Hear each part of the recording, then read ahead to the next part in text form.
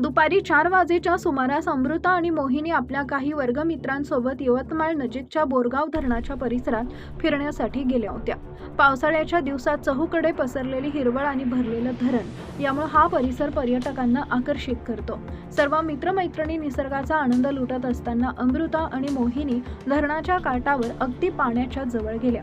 मात्र पाण्याचा आणि काठावरील निसरड्या भागाचा अंदाज न आल्यानं अमृताचा अचानक पाय घसरला आणि ती थेट खोल पाण्यात कोसळली।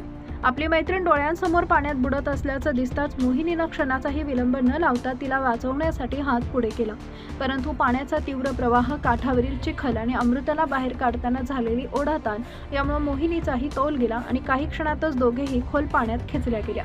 त्यांच्यासोबत आलेल्या एका युवकानं प्रसंगवधान राखून तातडीनं पाण्यात उडी घेतली।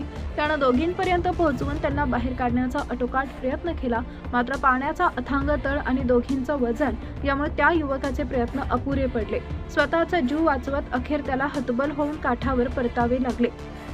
घटनेची माहिती मिळताच यवतमाळ ग्रामीण पोलीस ठाण्याचे अधिकारी आणि स्थानिक बचाव पथक तातडीनं घटनास्थळी दाखल झाले। स्थानिक गोताखोरांच्या मदतीनं वेगाने शोध मोहीम राबवून दोन्ही मृतदेह पाण्याबाहेर काढण्यात आले। घटनेची माहिती मिळताच मुलीच्या पालकांनी धरणाकडे धाव घेतली। आपल्या उमलत्या वयातील मुलींचे निष्प्राण देह पाहून पालकांनी केलेला आक्रोश उपस्थितांचे काळीज पिळवटून टाकणारा होता। पोलिसांनी घटनेचा पंचनामा करून मृतदेह शासकीय वैद्यकीय महाविद्यालयात शवविच्छेदनासाठी पाठवले।